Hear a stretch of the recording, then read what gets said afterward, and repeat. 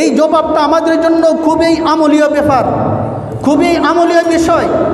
আল্লামা ইয়াহিয়া কান্দলবী রহমতুল্লাহ আলাইহি বললেন যে আমি ইলমে দ্বীন শিক্ষা করেছি, দ্বীনের জ্ঞান অর্জন করেছি, মিথ্যা বলার জন্য নয়, দ্বীনের জ্ঞান অর্জন করেছি আমি আল্লাহকে ভয় করার জন্য। হে হিন্দু সম্প্রদায়, আজকে যদি আমি মিথ্যা কথা বলতাম আমার আল্লাহ বেজার হয়ে যাইত। আল্লাহ যদি বেজার হয়ে যাইত, দুনিয়ার সমস্ত মানুষ যদি আমার প্রতি খুশি হয়ে যাইত, এতে আমার জীবনটা বিফল ছিল। প্রজ্ঞান্তরে সত্য বলার কারণে যদিও মুসলমানরা বেজার হয়ে গেছে, আমার আল্লাহ খুশি হয়ে গেছেন, আমার আল্লাহ খুশি হয়ে গেছেন, আমার আল্লাহ খুশি হয়ে গেছেন। আমার আল্লাহকে খুশি করার কারণে আমি ইয়াহিয়া কান্দলবী বৃদ্ধ বয়সে সামান্য একটা জায়গার জন্য আমি মিথ্যা কথা বলি নাই। হ্যাঁ হিন্দু সম্প্রদায়, এটা তো একটা জায়গা, আমার জীবনটাও যদি চলে যাইতো এরপরও আমি ইয়াহিয়া কান্দলবী কোনোদিন মিথ্যা কথা বলতাম না। তো বোঝা যায় ইলমে দ্বীন শিক্ষা করা মানুষকে মিথ্যা শিক্ষা দেয় না সত্য কথা বলা শিক্ষা দেয়? সত্য কথা বলা শিক্ষা দেয়। সত্যর মধ্যে জয় আসে না নাই? মিথ্যার মধ্যে, মিথ্যা কথা বলার মধ্যে জয় না সত্য কথা বলার মধ্যে জয়? সত্যের উপর প্রতিষ্ঠিত থাকার মধ্যে জয় না মিথ্যার উপর প্রতিষ্ঠিত থাকার মধ্যে জয়? সত্যের উপরে জয়। যদিও দেখা যায় সত্য বলার কারণে সামান্য সময় আমি পরাজয় হয়ে গেছি, বাস্তবে সত্য বলার মধ্যে জয় আছে। আল্লামা ইয়াহিয়া কান্দলবী রহমতুল্লাহ আলাইহি যখন তিনি এই কথা বললেন, তখন হিন্দু সম্প্রদায় বলতে লাগলো, আমরা হিন্দু সম্প্রদায় নিজের স্বার্থের জন্য বাপের কাছে মিথ্যা কথা বলি, মার কাছে মিথ্যা কথা বলি, ভাইয়ের কাছে মিথ্যা কথা বলি, পাড়া প্রতিবেশীর কাছে মিথ্যা কথা বলি, নিজের স্বার্থ আদায়ের জন্য কত মানুষের কাছে মিথ্যা কথা বলি, প্রায় সময় মিথ্যা কথা বলি। কিন্তু ইসলাম এমন এক ধর্ম, যেই ধর্ম শিক্ষা গ্রহণ করার কারণে মানুষকে মিথ্যা শিক্ষা দেয় না, মানুষকে সত্যের উপর প্রতিষ্ঠিত রাখে। সুতরাং বোঝা যায় ইসলাম ধর্ম সত্য। এই পৃথিবীতে সঠিক ধর্ম যদি থেকে থাকে একমাত্র ইসলাম ধর্ম, হিন্দু ধর্ম সঠিক নয়। মুসলমান ভাইয়েরা, ছাত্র ভাইয়েরা, তখন হাজার হাজার হিন্দু সম্প্রদায় মুহূর্তের মধ্যে সত্য বলার কারণে তারা কলমা পড়ে মুসলমান হয়ে গেল। তো সত্যর জয় হইল না পরাজয় হইল? সত্যর জয় হইল না পরাজয় হইল? সত্য সত্য সত্য বললে যে জয়, এটা শিক্ষা পাইল কিভাবে? ইলমে দ্বীন শিক্ষা করার কারণে। সত্যের যে জয় আছে এটা শিক্ষা পাইল কিভাবে? ইলমে দ্বীন শিক্ষা করার কারণে।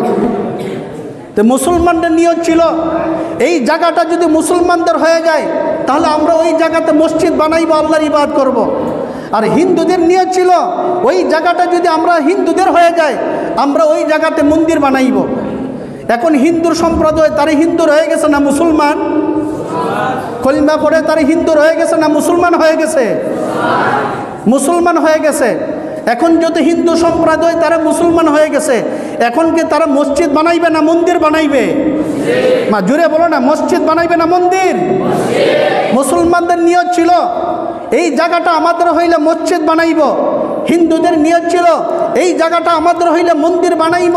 কিন্তু আল্লাহর কি কুদরতে কেরাসমা, আল্লামা ইয়াহিয়া কান্দলবী রহমতুল্লাহ আলাইহি সত্য বলার কারণে ওই হিন্দু সম্প্রদায়কে আল্লাহ রব্বুল আলামিন ইসলামের ছায়াতলে এনে হিন্দু সম্প্রদায়কে মুসলমান বানায়া আল্লাহ রব্বুল আলামিন এদের মুখ দিয়ে বের করে দিলেন।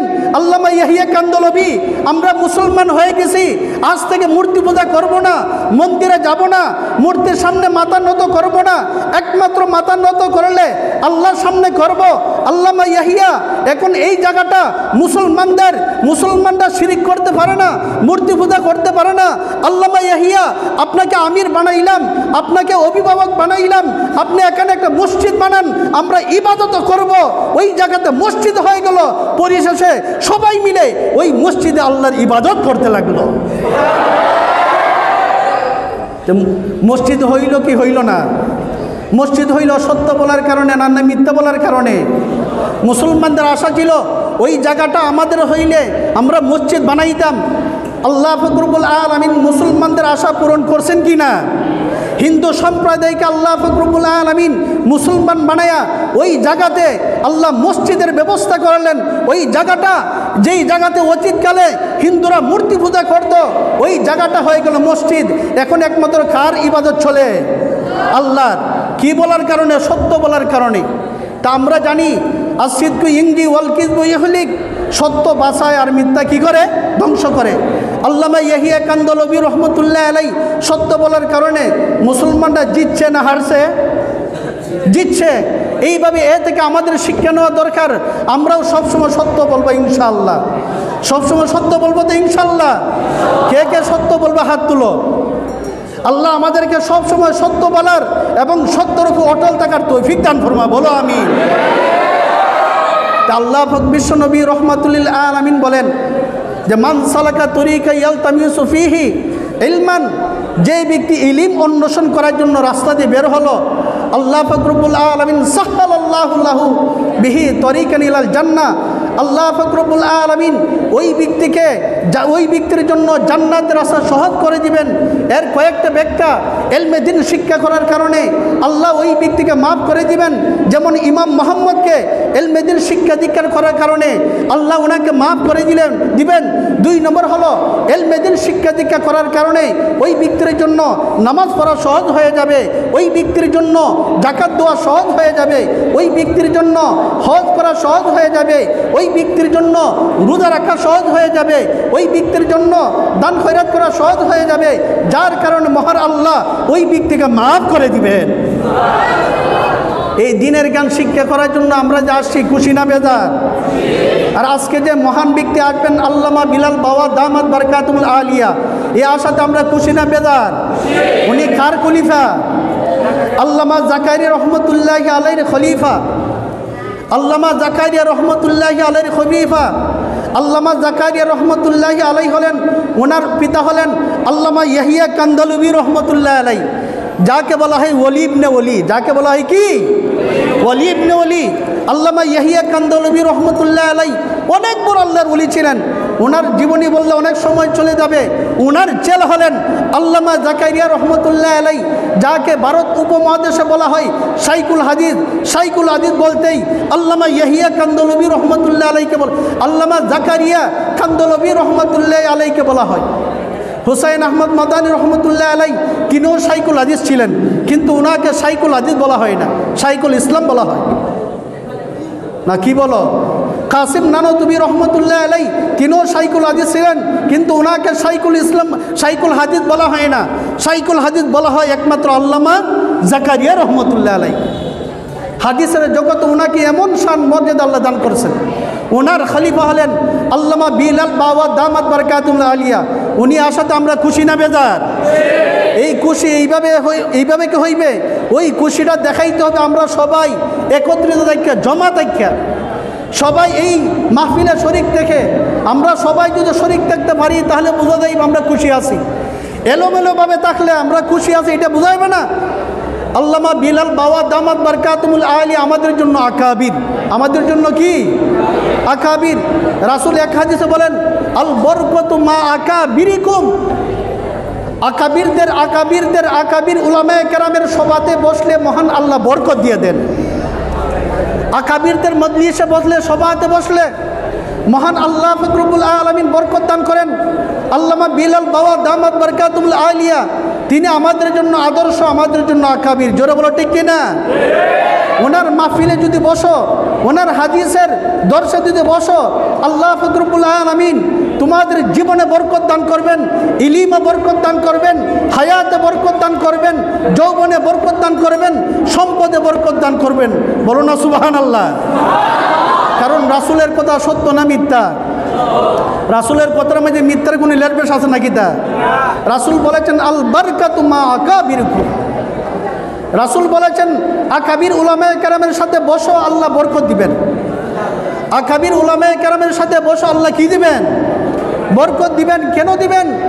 আকাবিররা অনেক কষ্ট করে ইলম শিক্ষা করছেন। আমাদের আকাবির উলামায়ে কেরাম তারা বর্তমানে আমাদের জন্য আকাবির। খান সাহেবুর দামাত বারকাতুল আলিয়া। আজকে সারা বাংলাদেশে খান সাহেব যদি বলা হয়, উনি হলেন আমাদের সুনামগঞ্জের গর্ব, আল্লামা নূর ইসলাম খান দামাত বারকাতুল আলিয়া। কি বলো? খান সাহেব বলতে একমাত্র খাকি বোঝায়। আমাদের উস্তাদ আল্লামা নূর ইসলাম খান দামাত বারকাতুল আলিয়া। হুজুরের জীবনে পড়ে দেখো না, হুজুর খান সাহেব এইভাবে হই নাই। অনেক মেহনত করেছেন, অনেক চেষ্টা সাধনা করেছেন, না খেয়ে পড়েছেন, ঠিকমতো গোসল করেন নাই, অহেতুক সময় নষ্ট করেন নাই, ঠিকমতো খানা দানা খান নাই, সময়কে হাদিসের জন্য ব্যয় করেছেন, সময়কে তফসিরের জন্য ব্যয় করেছেন। এই জন্য আমি মনে করি সারা বাংলাদেশ নয়, সারা বিশ্বের জন্য আল্লাহ পাক রব্বুল আলামিন ওনাকে সুনাম বানায় দিছে। উনি হলেন আল্লামা নূর ইসলাম খান দামাত বারকাতুল আলিয়া। হুজুর পায়ের সঙ্গে বলতেন, আমি যখন মুলতান পাকিস্তান যখন পড়ি, দৌরায় হাদিস যখন পড়ি, হুজুর বলতেন দৌরায় হাদিস যখন পড়ি সেই সময় কারেন্টের ব্যবস্থা ছিল, বিদ্যুতের ব্যবস্থা ছিল। হুজুর বলতেন শুধু লাইট জ্বলতো কিন্তু ফ্যান চলতো না। বাংলাদেশের চেয়ে পাকিস্তান গরম বেশি, বাংলাদেশের চেয়ে পাকিস্তান গরম বেশি। বাংলাদেশ পাকিস্তানের তুলনা বাংলাদেশে গরম একবারেই কম। বাংলাদেশের তুলনা পাকিস্তান অনেক বেশি গরম। হুজুর বলতেন যখন দৌড়ে হাদিস যখন পড়ি, আমাদের রুমে বাতির ব্যবস্থা আছে কিন্তু ফ্যানের কোনো ব্যবস্থা নাই, খুব গরম, লেখাপড়া করতে খুবই কষ্ট হয়, ঘুমাইতে খুব কষ্ট হয়। হুজুর বললেন, আমার ক্লাসমেটদেরকে নিয়ে আমি পরামর্শ করলাম, আমরা সবাই পরামর্শতে বসলাম কি করা যায়। এক পর্যায়ে বের করলাম আমরা সবাই চান্দা উঠাইব, সবাই চান্দা উঠাইয়া যে টাকা হয় ওই টাকা দিয়ে আমরা ফ্যানের ব্যবস্থা করব। হুজুর বললেন আমরা চান্দা উঠাইলাম, অনেক টাকা হয়ে গেল, আমাদের চিন্তা ভাবনা হলো এই টাকা দিয়ে ফ্যান আনবো। কিন্তু এই খবর মাদ্রাসার মুফতাহিম সাহেবের কাছে চলে গেল। মাদ্রাসার মুফতাহিম সাহেবের খানে যখন চলে গেল, হুজুর আমাদেরকে ডাকায় আনলেন, আনায় বলতে লাগলেন, হ্যাঁ দৌড়ে হাদিসের জামাতের ছাত্ররা, তোমাদেরকে আমরা বাতির লাইনের ব্যবস্থা দিছি, এর মর্ম এটা নয় তোমাদেরকে আমরা ফ্যান দিতে পারবো না, তোমাদেরকে অবশ্য আমরা ফ্যান দিতে পারবো, কিন্তু ফ্যানের বাতাস যখন তোমরা পাইবাই, শরীরে আরাম লাগবে, তখন বেশ করে ঘুমাইবাই। আর তোমরা যদি বেশি যদি ঘুমাও তাহলে কিতাবের সাথে সম্পর্ক থাকবে না, বুখারী ঠিকমতো পড়তে পারবাই না, তিরমিজি শরীফ ঠিকমতো পড়তে পারবাই না, মুসলিম শরীফে ঠিকমতো সময় দিবাই না, ফ্যানের তলে আরাম মতো ঘুমাইবাই খাইবাই, যাতে করে এই সুখ শান্তি না পাও, ঠিকমতো বুখারী শরীফ পড়বার সময় দিতে পারো, তিরমিজি শরীফ পড়বার সময় দিতে পারো, মুসলিম শরীফ পড়বার সময় দিতে পারো, ওই সময়কে কাজে লাগানোর জন্য আমরা ফ্যানের ব্যবস্থা করি নাই, ফ্যানের ব্যবস্থা করি নাই, যাতে করে কষ্ট হয় আর ঘুম কম হয়। কিন্তু ফ্যান থাকলে ঘুম বেশি হবে। দেখো আমাদের উস্তাদ খান সাহেবুর দামাত বারকাতুল আলিয়া, তিনি বলেন আমি এইভাবে পড়ছি কিন্তু ফ্যানের ব্যবস্থা নাই। এই কষ্ট করার কারণে আল্লাহ পাক রব্বুল আলামিন আজকে উনাকে সারা বিশ্বের খান বানাইছে। কিন্তু আমরা তো শুধু আরামের পাগল না, প্রকৃত ছাত্র হইতে হলে কষ্ট করা লাগবে, প্রকৃত তালেবিল ইলম হইতে হলে কষ্ট করা লাগবে। ইমাম মোহাম্মদ রহমতুল্লাহি আলাইহির উস্তাদ হলেন ইমাম শাফি রহমতুল্লাহ আলাই। ইমাম শাফি রহমতুল্লাহ আলাই, ইমাম মোহাম্মদ রহমতুল্লাহি আলাইহির উস্তাদ হইলেন ইমাম শাফি রহমতুল্লাহ আলাই। একদিন ইমাম মোহাম্মদ রহমতুল্লাহ আলাই ইমাম শাফিকে বললেন, ইমাম শাফি আমি আপনার ছাত্র হইতে চাই, আমি আপনার ছাত্র হইতে চাই। ইমাম শাফি রহমতুল্লাহ আলাই বলেন, আমি দিনটাকে দুই ভাগে ভাগ করছি, একটা ভাগ অমুক এলাকাতে আমি এলমেদিন শিক্ষা দেই, আরেকটা ভাগ আমি অমুক এলাকাতে শিক্ষা দেই, এর মাঝখানে আমার কোনো সময় নেই যে তোমাকে স্বতন্ত্রভাবে আমি এলমেদিন শিক্ষা দিব।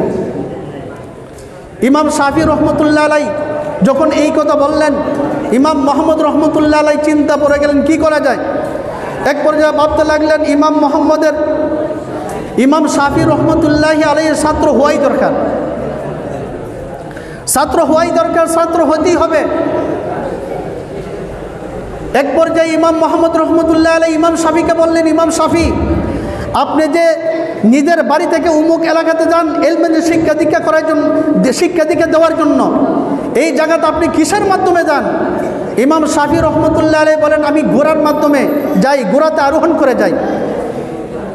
ইমাম মোহাম্মদ রহমতুল্লাহ আলাইহি বলেন আপনি যে ঘোড়ার উপর আরোহণ করে ইলমে দ্বীন শিক্ষা দীক্ষার জন্য যান, ওই যাওয়ার সময় আপনি ঘোড়া দৌড়ে যাইবেন আর আমি আপনার পিছনে পিছনে যাইব।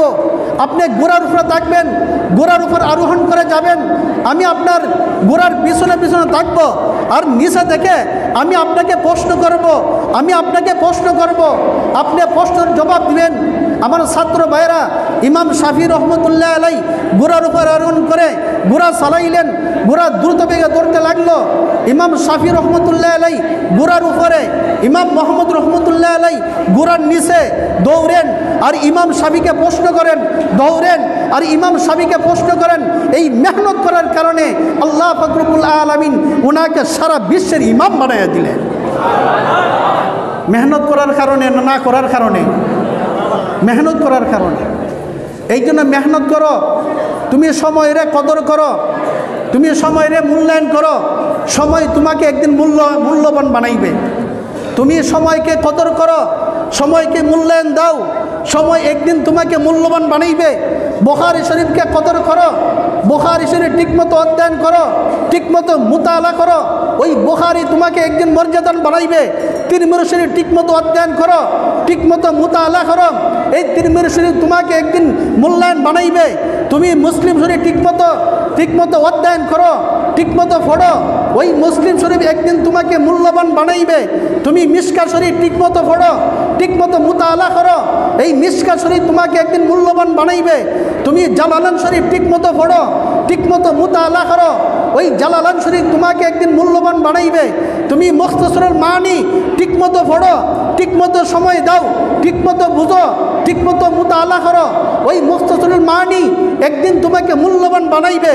শরহে জামি শরহে ইবনে আকিল ঠিকমতো পড়ো, ঠিকমতো মুতালা করো, ওই শরহে ইবনে আকিল কিতাবে একদিন তোমাকে মূল্যবান বানাইবে।